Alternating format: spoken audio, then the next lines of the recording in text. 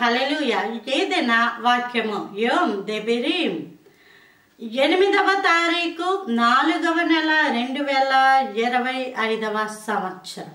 మన దేవుడు ఇస్తున్న చక్కటి మాట నిర్గమకాండము 2వ అధ్యాయము 9వ వచనం. ఫరో కుమార్తె ఆమెతో, ఈ బిడ్డను తీసుకొని నా కొరకు వానికి పాలిచ్చి పెంచుము. ఫరో యొక్క కుమార్తె మోషే ఇతను.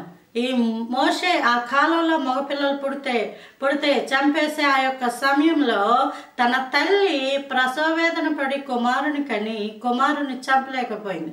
ఆ కుమారుడు సుందరుడై ఉండడం వల్ల 3 నెలలు దాచలేక జమ్ము పెట్టి వాటి చేసి ఆ పెట్టెలో ఆ కుమారుడి నుంచి నైలు నదిలో విడిచిపెట్టేస్తే ఆ పెట్టెలోంచి ఆ పిల్లవాడు కేకలు వేస్తూ ఉన్నప్పుడు సరిగ్గా అదే సమయానికి దేవుని కృపల్ల ఫరో కుమార్తె స్నానానికి వెళ్ళింది. ఆమె ఆ నీళ్ళల్లో ఆ పెట్టిని చూసినప్పుడు తీసుకుని రమ్మనగా అది తీసుకుని వస్తే వాడు కుమారుడు. అప్పుడు మిరియాము ఫరో కుమార్తెతో అంటది, నీ కొరకు ఈ కుమారుడిని పెంచడానికి ఒక దాదిని తీసుకుని వస్తానని వెళ్ళి వాళ్ళ అమ్మనే తీసుకుని వచ్చినప్పుడు దేవుడు అక్కడ ఎంతో కృప చూపించి ఆ ఫరో కుమార్తె అంటది, నా కొరకు వీడిని పెంచు అంటది. ప్రతిదీ కూడా లోకంలో ఇది ఒక అలవాటు. నా కోసం ఏంటి, నాకేం చేసావు, నువ్వు నాకేం తెచ్చావు, నా కొరకేటి అన్నది ప్రతిదీ. ప్లేస్ విషయంలో కూడా, స్థానం విషయంలో నన్ను కింద వేసావు, వాళ్ళని పైన వేసావు, నన్ను పక్కన వేసావు, వాళ్ళని దూరంగా వేసావు, ఇలా ఎన్నో ఎన్నో ఎన్నో. ఆహారంలో కూడా నాకేంటి వాళ్ళ స్పెషల్. అలాగే ఆస్తి పంపకాల్లో కూడా ఈరోజు నాకేంటి, ఉద్యోగాల్లో నాకేంటి, నా కొరకు